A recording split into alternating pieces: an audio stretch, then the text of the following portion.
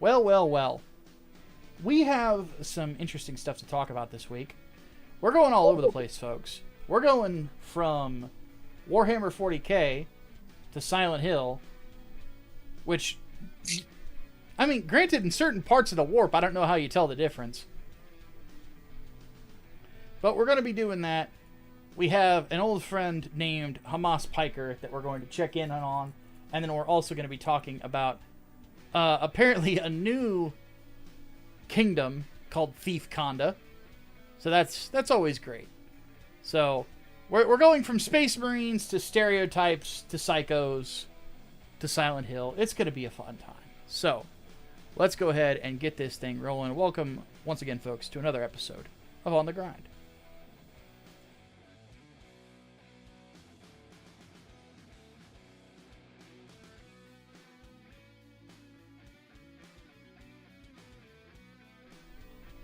All right. So, as per usual, this is Micah Curtis, the head of Grindstone Arts, and I am not alone. I have with me my social media manager, Serena. Hello. And my editor-in-chief, Mike. Hello. And we are recording this on a Father's Day, so you guys will not hear it on Father's Day, but a late Father's Day. Happy Father's Day to all the dads out there. Very much. Day.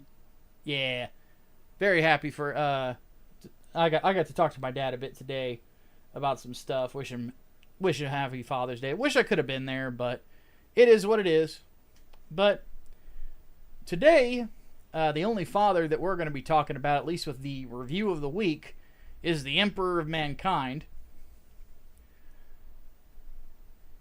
So the review of the week this week is a book that I just finished, written by a gentleman named Aaron Dembski Bowden, writing for the Black Library. And the book is called Soul Hunter. Now, over the last, I want to say, like 8-9 years or so, there's been some 40k books that are absolutely must-reads. Which, I mean, there's been a lot of 40k books that have come out, most of them being the Horus Heresy. But one of the ones that almost everyone has recommended, whether it be on the internet or otherwise to me, has been the Night Lords trilogy. So to give a little background for those who do not know, there were originally 12 legions of Space Marines in Warhammer 40,000. And each of those legions had a Primarch. Well, one of the more dastardly ones was called the Night Lords. They have a very Vlad the Impaler sort of a vibe. A lot of bat wings and stuff like that.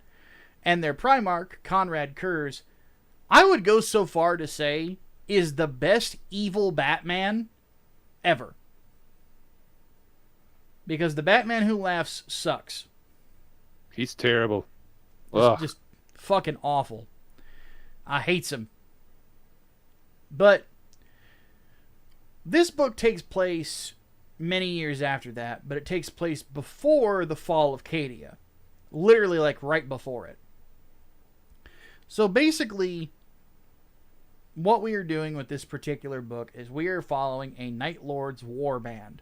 A war band is basically a chaos group of what we would call chaos or traitor space marines that kind of operate independently of anybody else. They just kind of go around and cause trouble.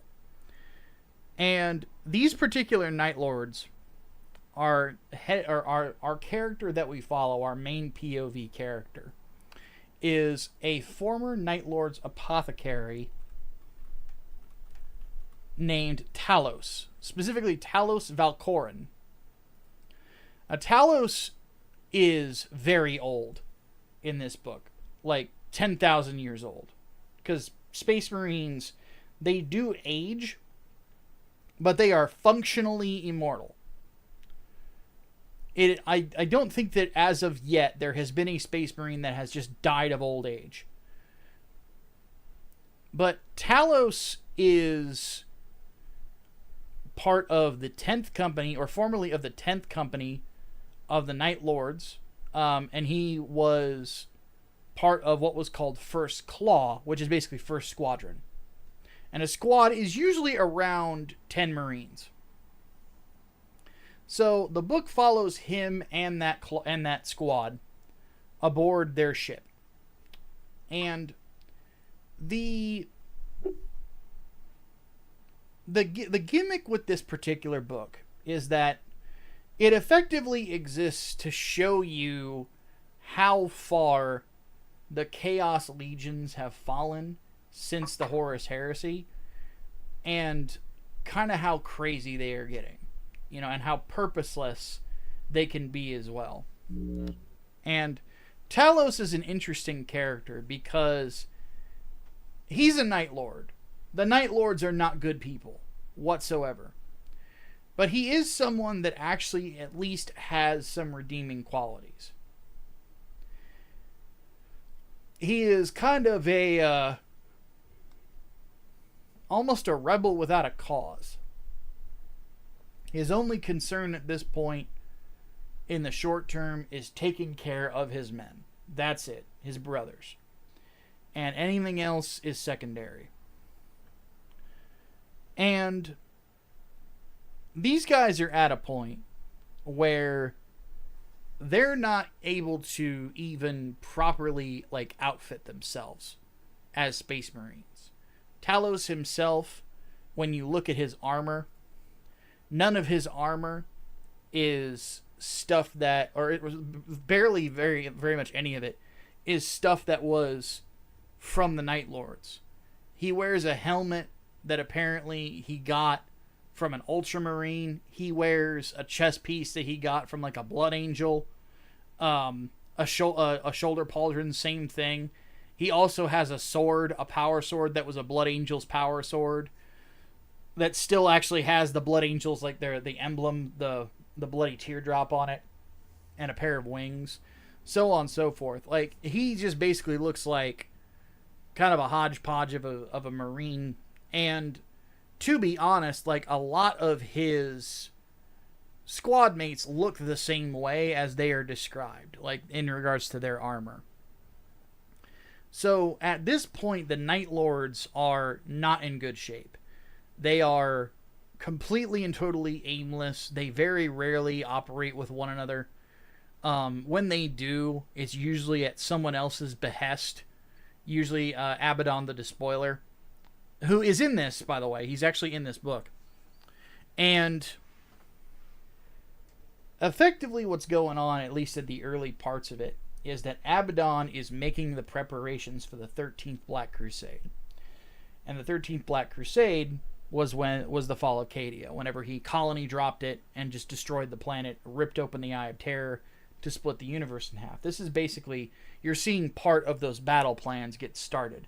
Where Talos comes in handy is that he actually has a premonition ability similar to that of Conrad Kurz, his gene father. He's the only person in the company that actually has it. And it doesn't work well with him. It gives him seizures. He will completely just blank out sometimes whenever they happen. They cause him a lot of pain. So effectively, Talos is trying to deal with that.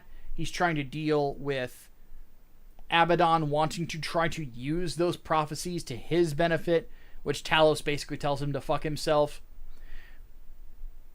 Dealing with his slaves, dealing with normal, and just trying to keep their squad whole and alive and everything. And that is effectively how the book goes. And it starts effectively with him telling Abaddon to go fuck himself. And then by the end of it, they are trying to get distance from the Black Legion and the rest of Chaos so that they can actually get back to operating like they should be able to operate. So, and it's like a crazy state of affairs to listen to how it's described, because, and Mike has played Space Marine too, so he can vouch for this, or for me on this. if you look at the interior of an Ultramarines vessel, it's very lively. There are tech priests fucking everywhere. There are serfs. Yep, Oh, goodness. chapter serfs, servitors. There's a lot of life. And there's usually stuff like you'll see dreadnoughts getting moved around. You'll see racks of weaponry that is ready to go right off the rack. It is like very efficient. Bros the way and that stuff. the way that this ship is described, because it's a smaller ship, the way that this ship is described, they have one tech priest on board. Just one. They have a few servitors. Because they actually kidnap more. They do have a living navigator. And then they also capture another one that Talos turns into one of his slaves. And so they've got that, but they have like very few artificers. There's not a lot of serfs and slaves in the lower quarters of the ship either. Which usually, again, in most Space Marine vessels, like there are whole families that live in service to a chapter on a ship. But in this, there's very few of them. To the point where there are usually like a lot of celebrations sometimes that you'll hear about on some loyalist ships about whenever children are born on these ships. The salamanders, if I remember right, actually celebrate them with the serfs sometimes. Because salamanders are awesome. But regardless, this ship is just completely dead. And effectively, where Talos is at is that he's kind of in a rock and a hard place. He doesn't want to serve Abaddon. He doesn't give a flying fuck about what Abaddon wants. All he wants is to hurt the Imperium for the betrayals that happened, or well, I'm going to call it perceived betrayals, because fuck Conrad Kurz, of the Emperor to Conrad Kurz. And because of that, he wants revenge upon the Golden Throne. That's all he cares about. To the point where the reason the book is named Soul Hunter because Soul Hunter is the nickname that was given to Talos by Conrad Kurz. Because even though Conrad Kurz didn't give a fuck about any of his sons, even though his sons didn't give a fuck about him, Conrad knew that the Emperor would send an assassin to kill him. And he knew that Talos, being the kind of guy that he was going to be the one soul that would seek vengeance for what happened when everybody else turns their back on it. The exact quote that I have here is, "One soul. You will hunt one shining soul while all others turn their backs on vengeance." And then he follows this up at this point where he just flats out, like, the last thing that Conrad Kurz tells to Talos is he says to him, "Do you really think I care about what happens to any of you after I die?" It's brutal. And that whole book is just full of that, from what I understand. So, I will say this right now, for anybody that might be interested, this is a sad book. It's very, very sad. It is a reminder of the grim darkness of the 41st millennium. Because you even see one chapter that some people call very noble, at their least noble. Because there's actually a point in this where they get boarded by the Blood Angels, a small squad of them, but they also have a dreadnought with them. So we actually get dreadnought on dreadnought combat, which was kind of neat. And the problem is that the Blood Angels, when they come into the ship, they immediately start spraying. They're not taking risks, nothing. If you are a person that is not a Blood Angel on this ship, we are shooting. As is only just. Yeah. Now, I've seen some Blood Angel fans kind of complain about that, because it doesn't really sound like Blood Angels proper that would necessarily do that. In which case, like, I think it would depend, honestly, because the Blood Angels, they're not the Salamanders, they're not the Raven Guard, they're not the Space Wolves. Like, they have some very noble guys in the Blood Angels, but not all of them are that way, because they have a temper. And they struggle with the Black Rage. So, but I saw somebody online kind of argue that they should have made it the Flesh Terrors, and I kind of agree with that, because the Flesh Terrors are known for their brutality. Like, some people jokingly call them loyalist world eaters. They are brutal. Oh, Yeah. goodness. To a point of ridiculousness, to where there's a book with Gabriel Seth, who I fucking hate, because he just won't shut the fuck up, where you actually see how much he is not able to shut up. He's in front of all the fucking chapter masters of all the Blood Angel successors, and he's talking shit to all of them. He's like threatening to kill certain ones of them, and one of them literally says, "This isn't helping your case, dude."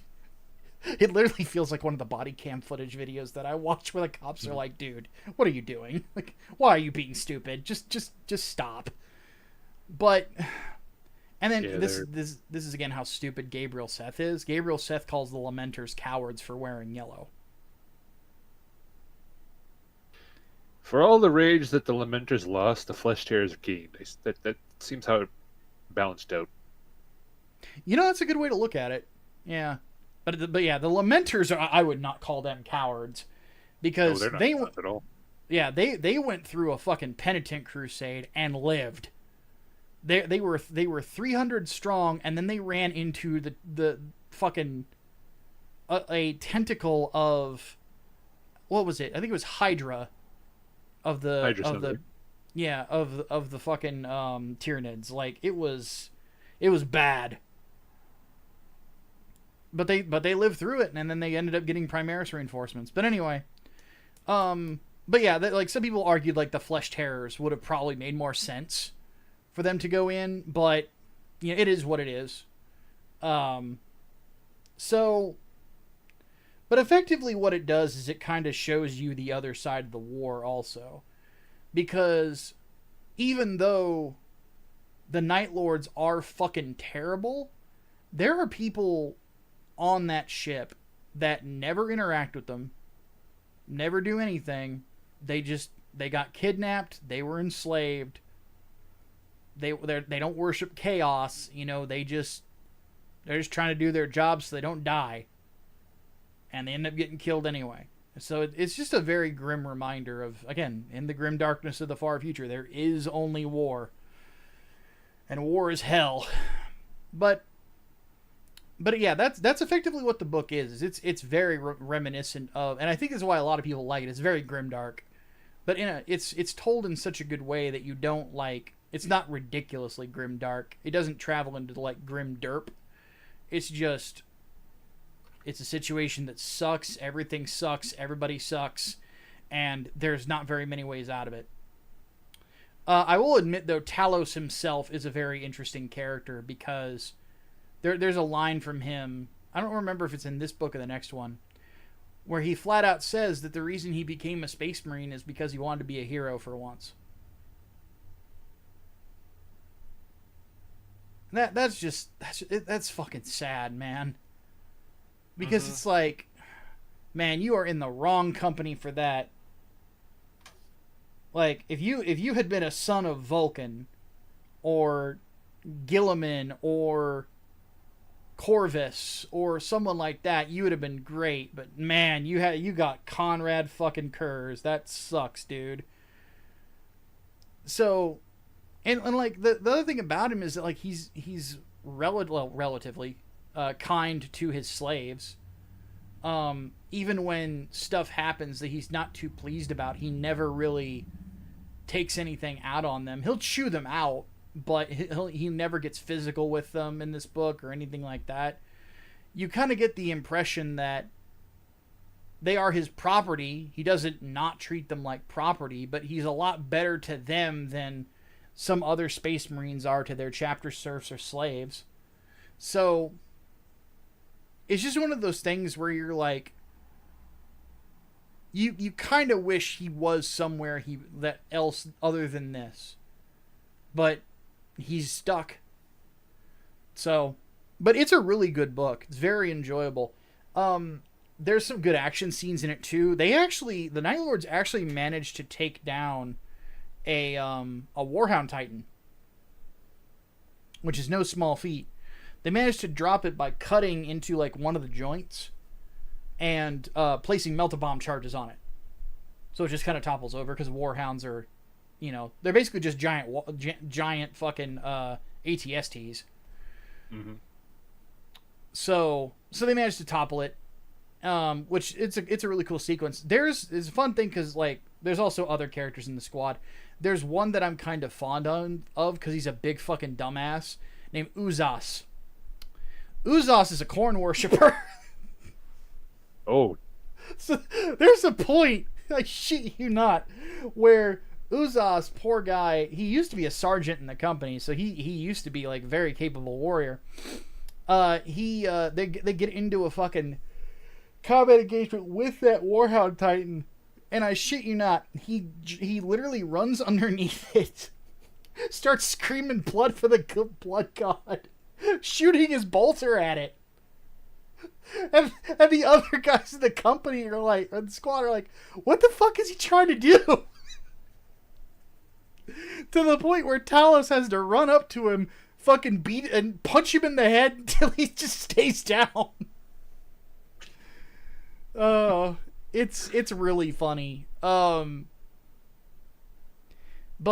yeah, the Talos is like one of like the main characters. Uzas is another one. Their captain and the guy who runs the ship, I don't remember his actual name. I'm gonna look up the character list here real quick. But the his name it was Vandred, and later he just goes by the Exalted. The reason is because a Tzeentchian demon now resides inside of him, so he's kind of like a possessed. Uh-oh. Yeah, to the point where like he's actually transforming and getting like the Tzeentchian shit. Like his eyes are looking different. He's got claws now. I don't remember if they said he had a beak in it, but the way that they described him kind of reminded me of who was the sorcerer in Space Marine 2? Imara. He kind of reminded me of Imara in the way that they described him. So there's that, and then there's another member of the squad that is a perfectionist. Well, that opens you up to Slaanesh. So Serena might like these guys then. What? Oh goodness. But Oh. But yeah, it's a very it's a very good book. Probably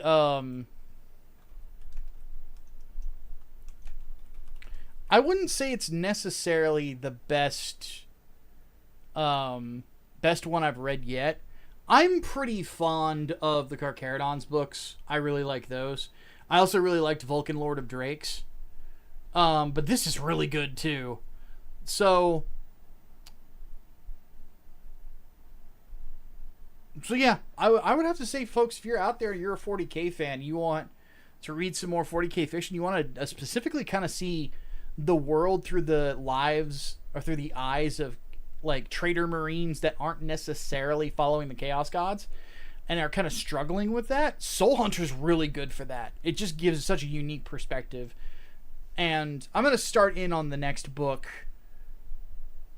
soon-ish because there's going to be a new Carcharodon's book that comes out at the end of the month.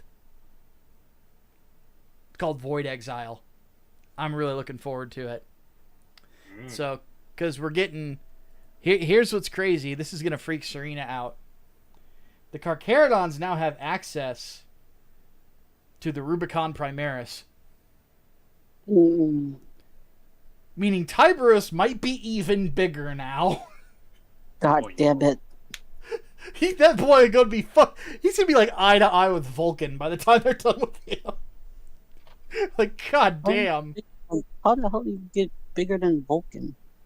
I don't know if you can, but not without being a son of Vulcan. Because there is one chapter, or there's a couple chapters of Space Marines that are huge. The Salamanders already are big. Like, of the 12 legions, they are the biggest Space Marines. Like, they're huge dudes. They're usually, like, a good 6-7 inches taller, like, than most Space Marines. And there's even a couple chapters that are successor chapters that are as big, if not a little bigger than them. One of them, which is called the Black Dragons, similar in respect, like, they're also really nice guys. They have the same sort of skin tone that salamanders do, but they also have bone protrusions. As in, some of them grow like baraka claws. Oh god, so we got walking giant barakas. Yeah, it's fucking great. They're great though. No, they're super nice. You would like. They're very nice people. They're sons of Vulcan. No, I don't care. They look like fucking freaks. I don't want to. They look like demons. Well, every Space Marine looks like a freak. I mean, let's be honest here. You got dudes walking around that are the size of the Big Show that run like Brock Lesnar. Like, that's scary. You got dudes that look like deformed creatures. They look like demons. Yeah, but they're nice. Don't judge a book by its cover. And then there's another though chapter that's also, I think they're a little bit bigger than most salamanders, called the Storm Giants. Oh. And they live up to the name. They are fucking gigantic. But they are they also, like, every son of Vulcan in the fiction, very nice. Like, gentle giants, a lot of them are very gentle people. The Dark Krakens are the same way.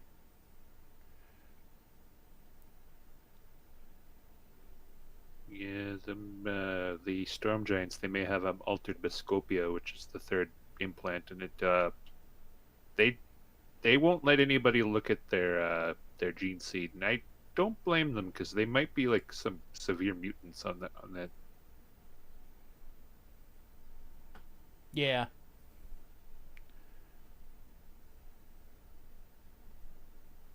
But yeah, they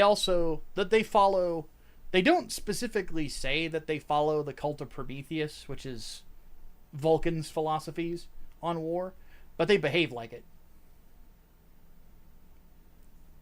So yeah, if you find Space Marines that are in white armor with red trim and lightning bolts on it, but they don't go really fast, they're just even taller than usual, that's the Storm Giants.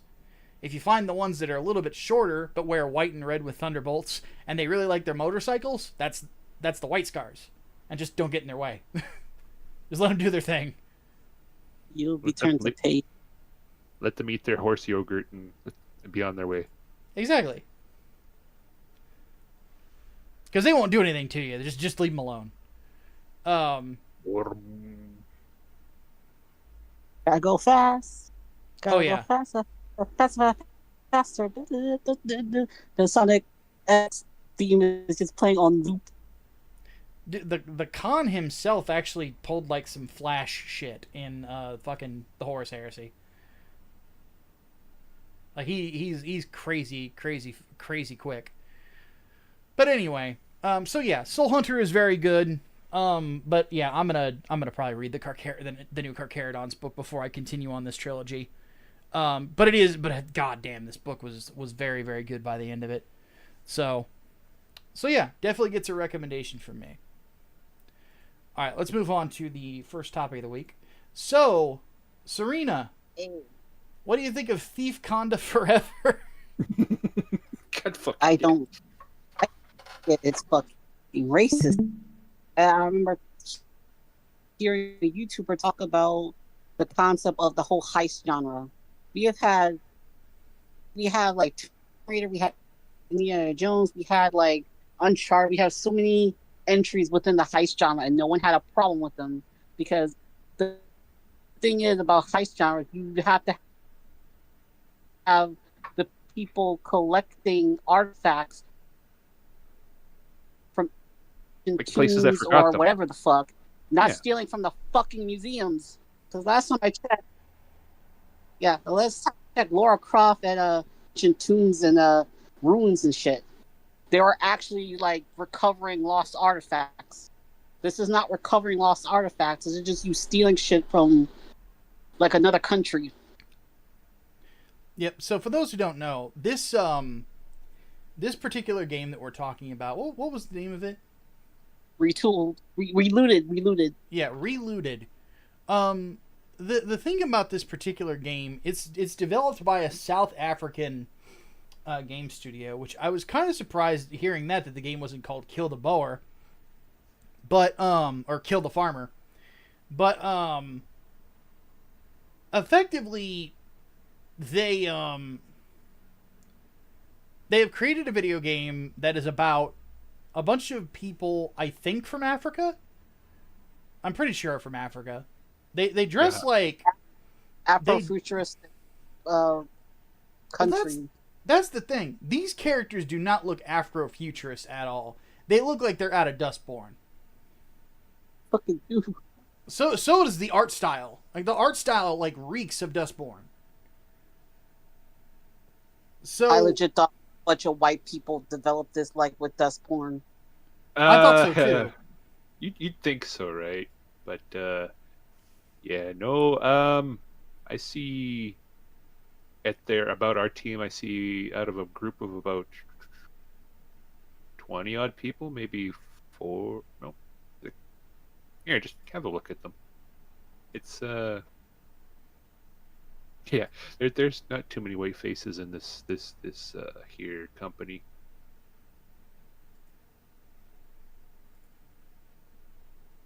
Yeah. About 10, and then Also, holy shit, that lady on the far left. Her unfortunate hairline. Good God. That's supposed to be a female? Yeah, I think so. out of about 22 people, there's maybe 10 white people.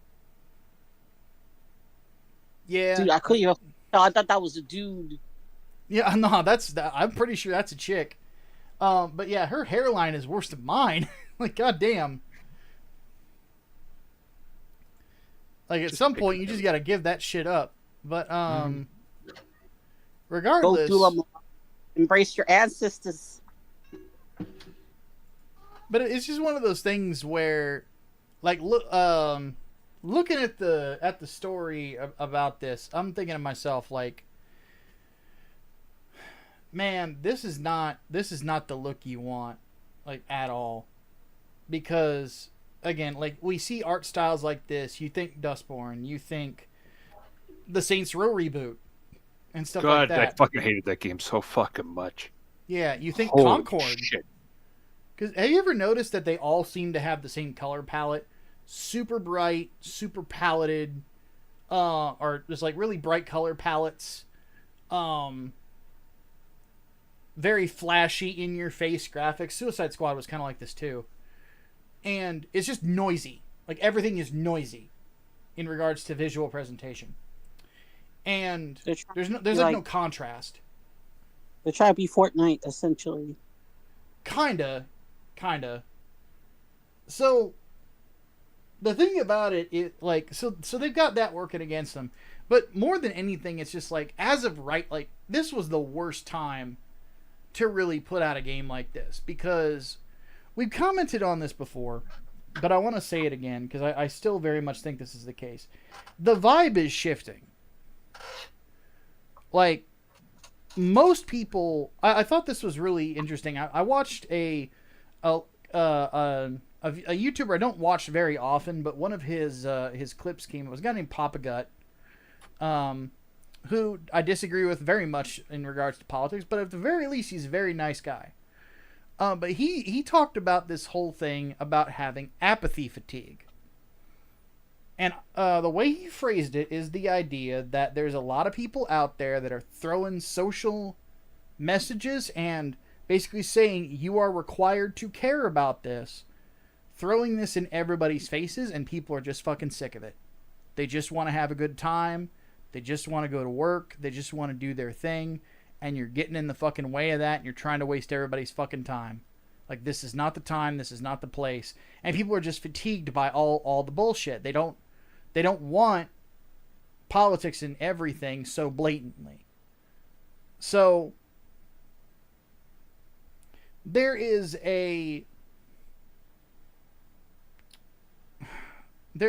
definitely a vibe shift that comes from.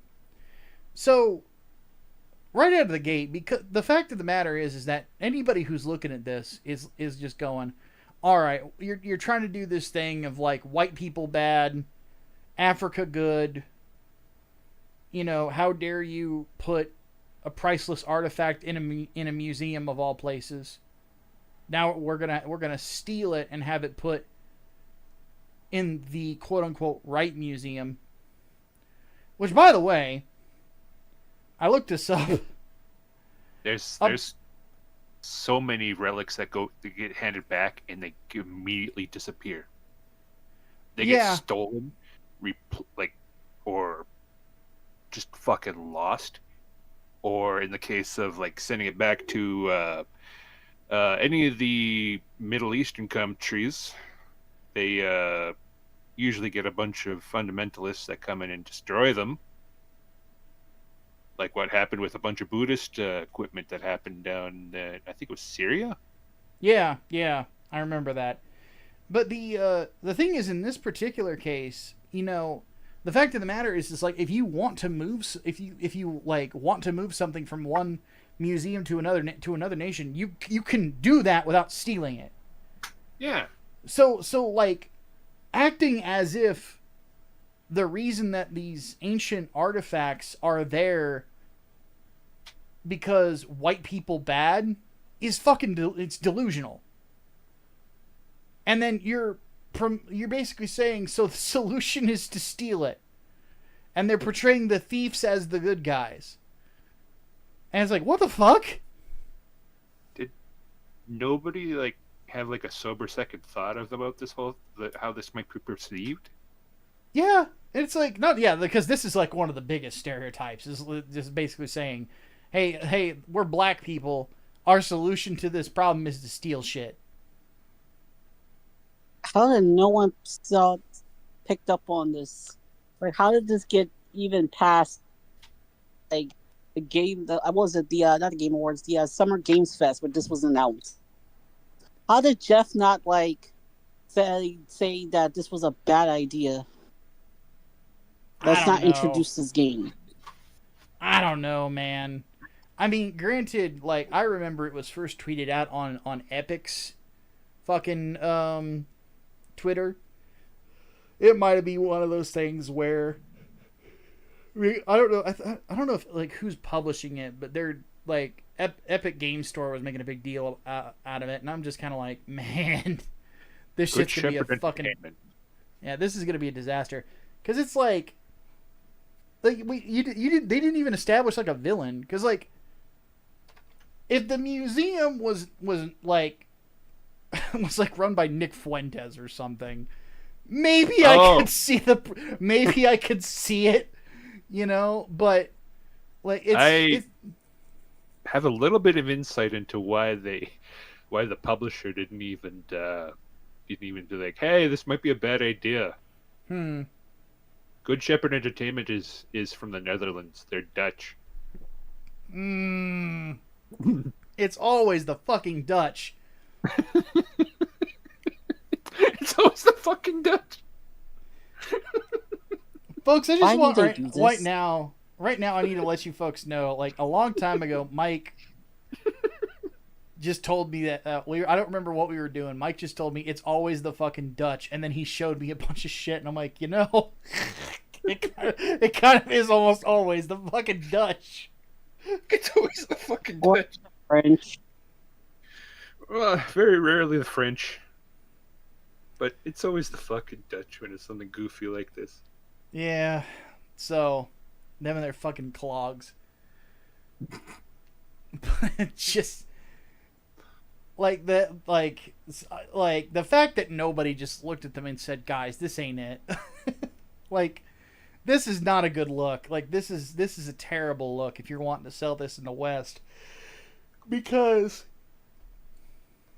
like I've seen some people that are originally from Africa are going, "Dude, we do not want to be portrayed like this."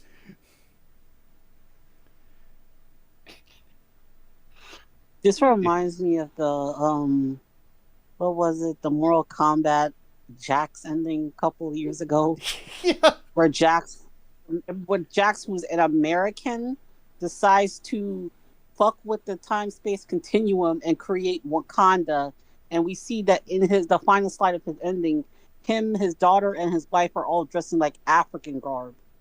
I'm Yeah. like, what the fuck? Jax would It's- never do something like this.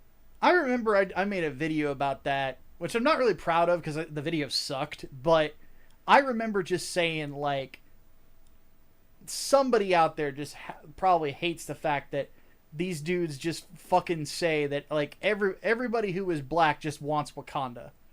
Like, the goal of all black people is Wakanda now. It's so fucking annoying. And it's so Yeah, fucking goofy. That's the goal of pro-blacks and black supremacists. They want Wakanda. We just want to live our lives. Yeah, it's very weird to me. I had an African dude that I know in town here who got annoyed with stuff like that. Like he literally just flat out said when we were talking while we were walking together all in a store, he's like, "Why the fuck does everyone think we want Wakanda?" And it has become Black Narnia. Like it's so fucking stupid. And it especially frustrates me as a fan of Black Panther, because Wakanda is not a fucking utopia. It's a monarchy.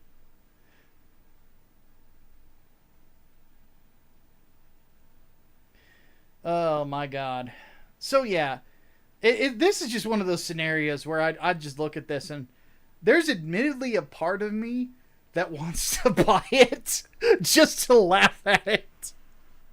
Because it might be fucking hilarious.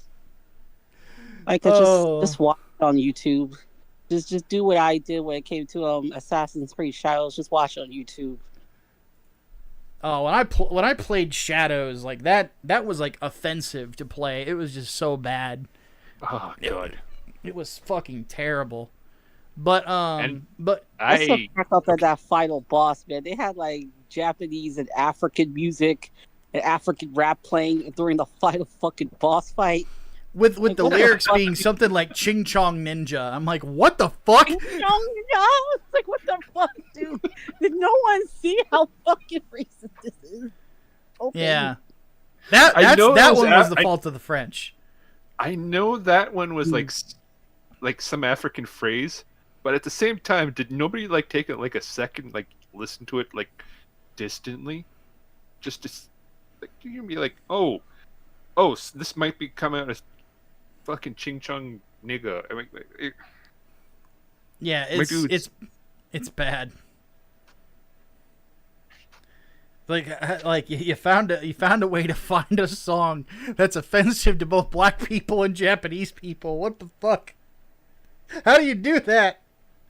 Answer me that one, Frenchie. What the fuck? right? Fuck. So yeah, I gotta say, like this one is just, it's not it, fam. It's not. It's just not it. Also, I just noticed something in the back of that picture. What's with Black Robotnik? Let me have a seat. Let me see. Just, oh my god. Okay. it is. It's Black Robotnik. Oh no.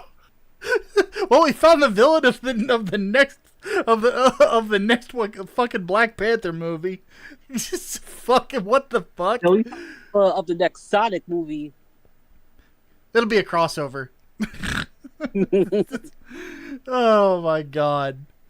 By the way, I saw somebody put the like laser dance sequence from fucking the third Sonic movie and they said it, they changed the music to Heil Hitler by Kanye.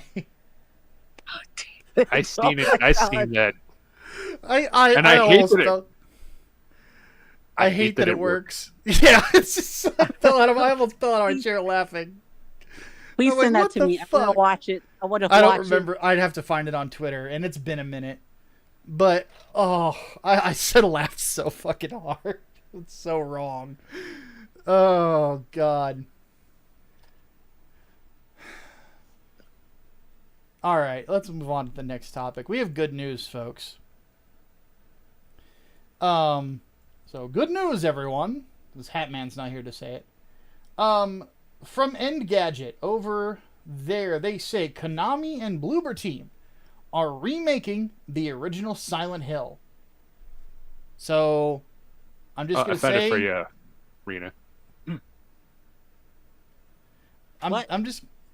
Are we getting a live reaction to this? Because Mike found it. Do you want a live reaction? You want a live reaction? Well, I wouldn't play the audio. We're not gonna play the audio, but I'm gonna. I'm gonna let her hear it. Okay, let me leave and come back. Oh my lord. Okay, give me a minute. I need to. This is gonna be hilarious. Give me a moment. Oh god. Oh lord. It's. It didn't take long. It's only been about 30 seconds, but you know. Oh, it's what a glorious 30 seconds. Oh, absolutely. Like when I saw it, I was done. I'm like, there's no fucking way. But it is a thing, and I'm like, oh, like, all right, Serena, what'd you think about it? Nigga, how it looks. Oh my. It's Why? so wrong. It is so wrong. Dude, what's so wrong with it? It works so great. That's the worst part of it. It's just like, what, really? All right, let's talk about this. So according, this is from Engadget. So Konami and Bloober Team are remaking the original Silent Hill. And again, I just want to say I was right and Xavier was wrong, just so everybody knows. But so I'm taking the W on that one. Hashtag Micah was right. But according to Engadget, a remake of the original Silent Hill is in development, as was revealed during Konami's press start stream on Thursday. Thursday would have been the 12th. So it was accompanied by music from the first game in the series. The official Japanese Silent Hill account on X later clarified that Bloober is modernizing the original 1999 entry. Back in February, it emerged that Bloober is making a new title based on Konami's intellectual property. The two companies previously worked on a remake of Silent Hill 2, which was released in October, and by January had sold more than 2 million copies. I think we devoted an entire episode to when I reviewed that. It's been a while, but it was, folks, probably the best game of last year. That and Space Marine 2. Like, it was in fucking credible. I wish it had won that, or like Sun Wukong had like won Game of the Year last year instead of that fucking robot game. Yeah, that was kind of a weird choice. Like I really was not sure why. Nothing against the developers of the little robot game. I was just kind of like, I felt that Bloober Team did something very special with whatchamacallit, with the Silent Hill remake. You know, like, it did something very special with it that I don't think a lot of people were expecting. Like, a lot of people were expecting for whatchamacallit, for Silent Hill 2 remake to basically be a fucking disaster. You know? Like, people were expecting it to just go fucking terrible. And it didn't. The opposite happened. They managed to make the game. I think it's as good as the original. Mm-hmm. You know, and it's a wonderful modernization of it. The way that the whole thing is portrayed, just man, I'm still over the moon about it. I'm probably gonna play it again this Halloween. And hearing Bloober Team is coming back to work on it again, and on top of that, you know, they will probably get Akira Yamaoka to return to do the music once again, and so on and so forth. Like, there is a... How do I put this? There's a lot to love about this. There's a lot to look at and go, okay, this is incredible. Like, there's some really good shit going on here. And I legitimately feel like this is really in the right hands. I don't know if... now, there's a different development team that is working on another Silent Hill game that is set in Japan, oddly enough. I think it's called Silent Hill F. Yeah. Silent Hill F. That is supposed to kind of go into some of like the origins of the spirits that apparently went from one spot to the other, which is very interesting to me. But that is being developed by a company called Neo Bards Entertainment. I've never heard of them before. Mm. But to their credit, I will say this. They look like they're taking it very seriously. According to this, let's see here. What did they work on? They did the deluxe remaster of Dead Rising, which I don't have positive things to say about that. But apparently they worked on the next-gen updates to Resident Evil 2 and 3 remakes, and then Resident Evil 7. And they've done, like, they did the Devil May Cry HD collection and Onimusha Warlords HD version. So this is one of their... They've been working on survival horror, so they get the gimmick. But this is their first one not working with Capcom. So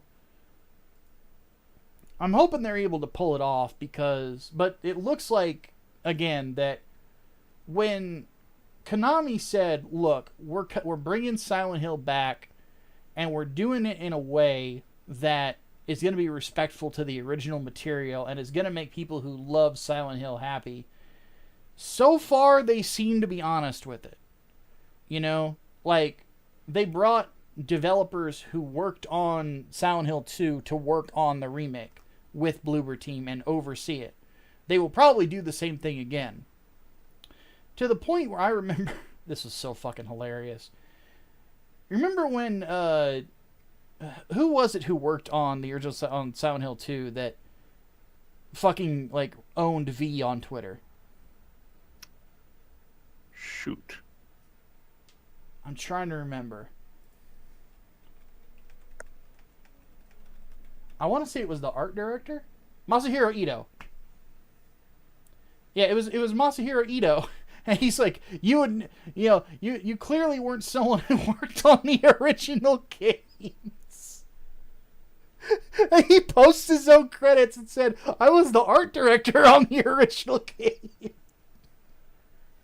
Like, Masahiro Ito's the reason that Silent Hill has its style. Like, what the fuck? So yeah, like, it was just one of those things where it's really clear, I think, to most people that aren't putting on fucking rose-tinted glasses, that Konami really has come around in regards to the franchises that they own. Because, admittedly, this isn't tied to Silent Hill, but, like, Metal Gear Solid Delta, the remake of 3 that they're putting out, that's looking pretty good, too.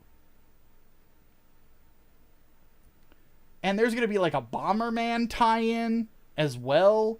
Like, they have come around in such a big way that... Which makes me kind of laugh, because now that you mentioned Metal Gear Delta, I can remember that I swear to God, they may have stolen, like, or I should say, repurposed the cinematics from the Metal Gear Solid pachinko game for this game, That would be interesting. because those were fantastic for a Yeah. fucking pachinko game, which was such a slap in the face at the time. But Yeah. now that they're getting added to an actual proper game, well, there's that. Yeah. Like, they actually started listening to their fans. Like, well, we want a remake of Metal Gear Solid 3. Oh, okay. Several years later. Which I think what happened, I think they got a new president, if I remember right. I could be remembering that wrong. But I want to say that there was a shift in leadership at the company.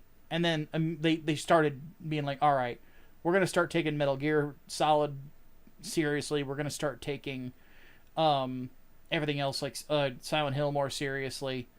And go from there instead of just like cheap fucking cash-ins. Which I have to say, because I will freely admit, like, some of my favorite games come from Konami. Silent Hill, Metal Gear Solid is my favorite game series ever. Castlevania. And to see them take it seriously, try to get people involved in this that are going to take it seriously and are going to put in the fucking work and really care about it, because obviously, like, Silent Hill 2 Remake is a fucking love letter to the original from Bloober Team. It looks like 3 of the major directors on Konami's side all started in roughly June, July of 2020. So 5 years? Yeah. About 5 years is when it seemed like everything just suddenly flipped back on. You're like, oh, well, we don't need to play pachinko anymore. Pretty much. And here, Serena's going to like this. Serena, guess who is writing Silent Hill F? One of the writer on Higurashi. Exactly. The creator of Higurashi. Nice. I fucking love Higurashi. It's one of my favorite horror mangas.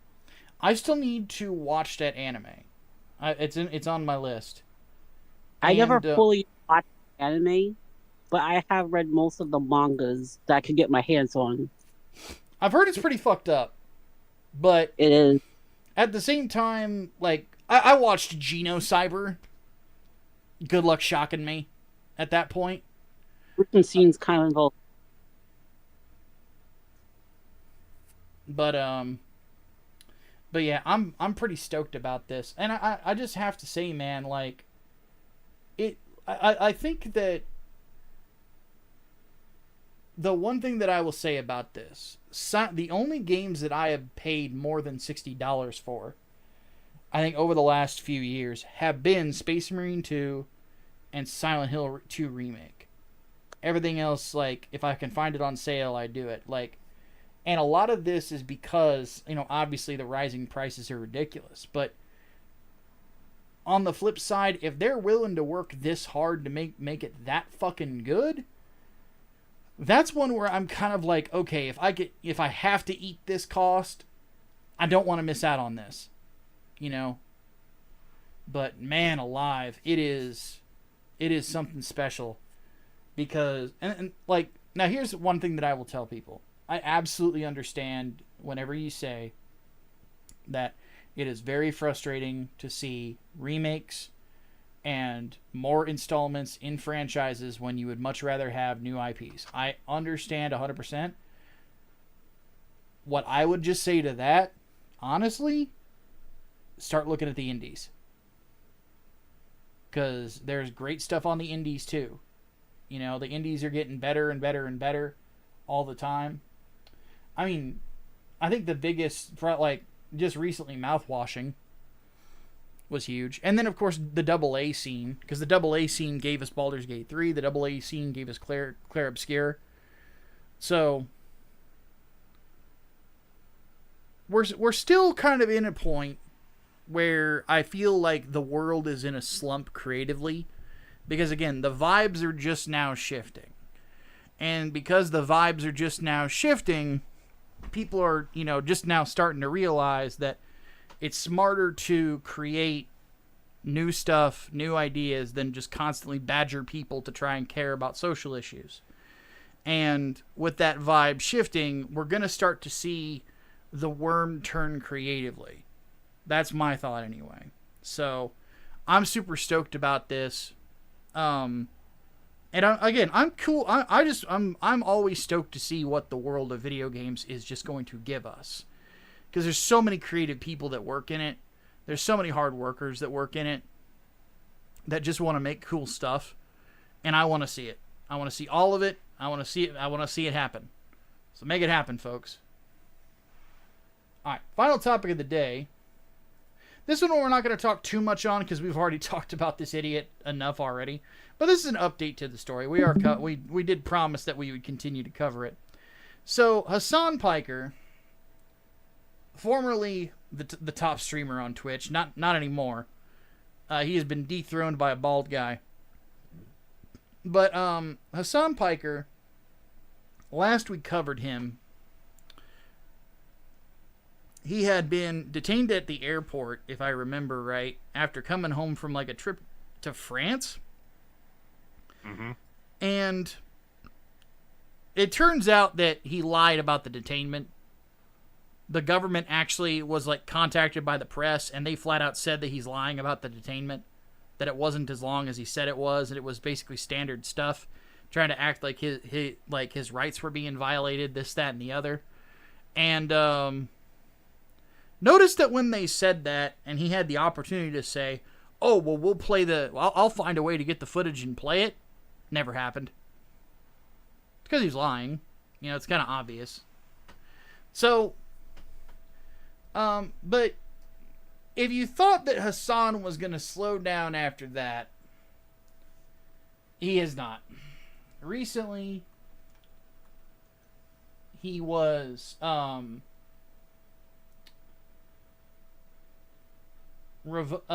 happened was he was actually out in the early stages of the riots out in Los Angeles. The most recent iteration of them. He was out with rioters, doing some chants, cosplaying as a revolutionary. Then when things started to get heated, he ran and went to a really expensive restaurant, and then went home.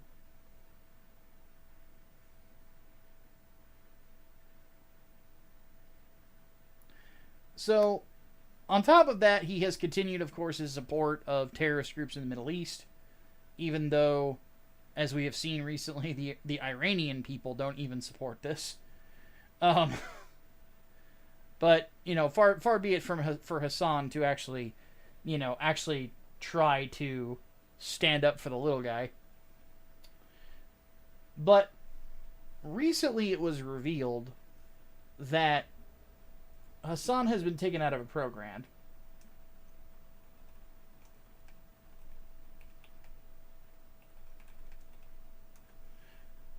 that is called the Trusted Traveler Program. So, this is from Homeland Security's website. It says, the Trusted Traveler Program provide modified screening for pre-approved members. The programs improve security by being more efficient during screenings and facilitate legitimate travel and at travel ports of entry. Getting all tongue-tied over here. They allow members to use expedited lanes at the U.S. airports when crossing international borders. So basically what it does is you get pre-checked by the TSA, and your ability to get in and out of customs and stuff like that at the airport is super easy. You're in and out, you've been pre-checked, been pre-approved, so on and so forth. Now, good old Hamas Piker has been kicked out of that.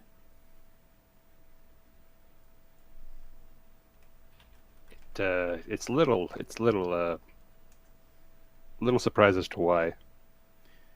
Because bro has basically been skirting the line for espousing terrorism. And it wouldn't surprise me if Amazon started getting some visits from the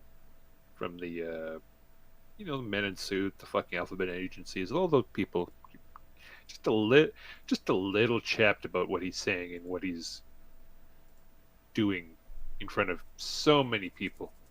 Yeah. Because here's what the document says. I'm going to read through it because Hassan did post this online. So, not doxing anything. I didn't do a FOIA request or anything like that before anybody gets weird about it. This is stuff that has information Hassan posted. He says, Dear Hamas Piker, thank you for submitting your travel inquiry form and identity documentation to the Department of Homeland Security Traveler Redress Inquiry Program regarding your participation in the Global Entry Program.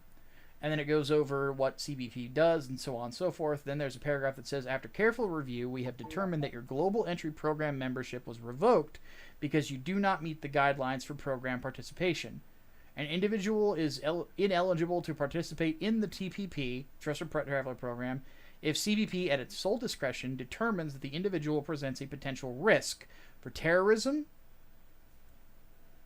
big neon sign over that one, pointing down, criminality, another one there because Hassan was actually blocking the freeway as part of the protest, and he videoed himself doing so, violating customs, agriculture, or immigration laws, which he is a U.S. citizen, so it's not that, or otherwise is not a low-risk traveler. This risk determination will be based in part on an applicant's ability to demonstrate past compliance with laws, regulations, and policies. Reasons as to why an applicant may not qualify for participation include, but are not limited to, and then it's like false information, you've been arrested of a criminal offense or denied firearms, you've been found in violation of customs, immigration, or agriculture regulations. Now this is the kicker, and this is the possibility, the one that seems the most likely. The applicant is the subject of an investigation by any federal, state, or local law enforcement agency in any country. So that is what everybody is assuming. And it does sound like the safe bet. I'm not confirming anything because we don't have confirmation. But that does actually seem like the safe bet because of Hassan's activities. He has shown outright support on Twitch to substantial audiences that he supports terrorist groups that are enemies of the United States. He has interviewed, quote unquote, glazed is the appropriate term, someone who has identified themselves as a Houthi terrorist. Again, that's what that guy said and continues to say on social media. But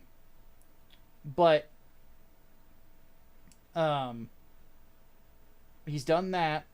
He has played terrorist propaganda on his channel more than once. He has called himself a propagandist to Piers Morgan when he was interviewed by Piers Morgan, was part of a panel. And I think on one of the program as well, he called himself a propagandist. And then, of course, there is the quote of, I support the Houthis 10 toes fucking down. That is a direct quote from his discussion, quote unquote, with him and Ethan Klein of H3H3. So, I think it goes without saying at that point that there is, a problem with this guy. And I agree with Mike. Like, if the FBI, or, well, actually it'd be the DHS, if the DHS has not gone to Twitch headquarters yet and talked with somebody, I wonder why. And I wonder how serious the investigation would be at this point. Because the big thing is like the one thing that they would be worried about in regards to traveling outside the United States with anybody who supports terrorists like this is that there are nations where there are people that reside that might have ties to these terrorist organizations. For example, if you wanted to meet somebody from a terrorist organization to see how you could continue to support them, they probably wouldn't be able to fly to the United States, but they might be able to get to France. They might be able to get to somewhere in Europe. And Hassan's been there. So, it's something like that. And at this point, they're going to be keeping a close eye on him. Now, I'm not saying he's guilty of anything. Obviously, the burden of proof is on the accuser in the United States, so he is innocent until proven guilty. But I think that it's not out of line to say this looks bad. And we wouldn't be having these issues if Twitch would just fucking moderate. There's no reason as to why this guy should be doing the things that he's doing. Because keep in mind, when Nick Fuentes went to, when January the 6th happened, and Nick Fuentes was visibly telling people to go into the Capitol building and start shit. Like, he's on video doing this before anybody freaks out and is like, no, he didn't. Yeah, he did. He was live. People see it. It's on documentaries about him. Don't fucking bullshit me. When Fuentes did that, he was banned everywhere. Absolutely fucking everywhere. There are people that have been banned on Kick for less. Like Jack Doherty got banned on Kick for crashing his fucking sports car. But Hassan actively participates in a riot on Twitch. No ban. No trouble. No nothing. They dinged him for reading the terrorist manifesto of the psycho that killed those 2 Jewish people here in the States. Which, hopefully that guy gets the chair. But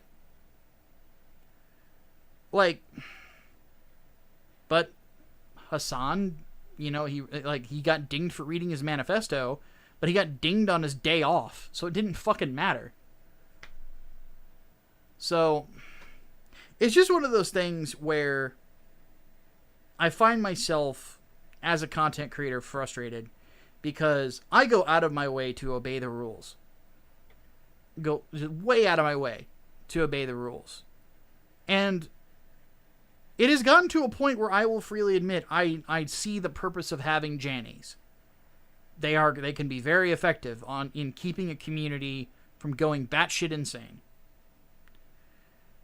But the fact that they are so ideologically compromised as a company that they cannot put their fucking foot down with this guy is a disgrace. It's absolutely a disgrace. That's why people are... Because, again, there's been people that have been banned on Twitch for less, on Kick, so on and so forth. I mean, just ask VTubers. Oh, no, a little hip. How dare I? It's just... It's insane to me, and that's why people are multi-streaming now. Because if they establish themselves on several websites at once, well, if one goes down, you've still got 2 others. And it's not going to be a total crash out of your revenue streams. So, it's sad to see. It's unfortunate that it's coming to this, but man, this dude needs to be fucking punished. And the question that I just have for the people at Twitch, is this guy going to have to get cuffed before you realize he's a problem?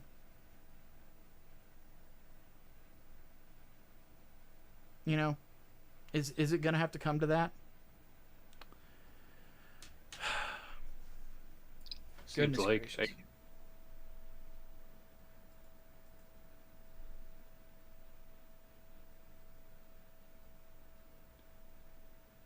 Oh, man. Oh, goodness. Well, folks, I will say, at least I have chicken. Mm-hmm. But now the big thing right now, folks, is that at the very least we're getting some more dope ass fucking Silent Hill stuff coming out. So we got that going on at least. But the world be crazy, but that's why we have entertainment, which makes us much happier. So, we're going to go ahead and bring the show to a close for the week. We appreciate everybody coming by, hanging out with us for the time that you did. And we will be back next week, as per usual, unless something explodes, which hopefully it doesn't. Mike, Serena, any final words before we take off? I'm going to be launching my campaign next month. for Black Rhapsody 2. Yee. Be on the lookout. No. Yeah. Then we can blame Rena for that one. Exactly. Yay. Something I'm proud to be blamed for. All right, folks. We are going to go ahead and bring it to a close then. We appreciate all of you coming by, hanging out with us. So to close this one out, for Serena and Mike, my name is Micah Curtis, the head of Grindstone Arts. Have yourselves a great rest of your week. Happy Papa's Day. Frick.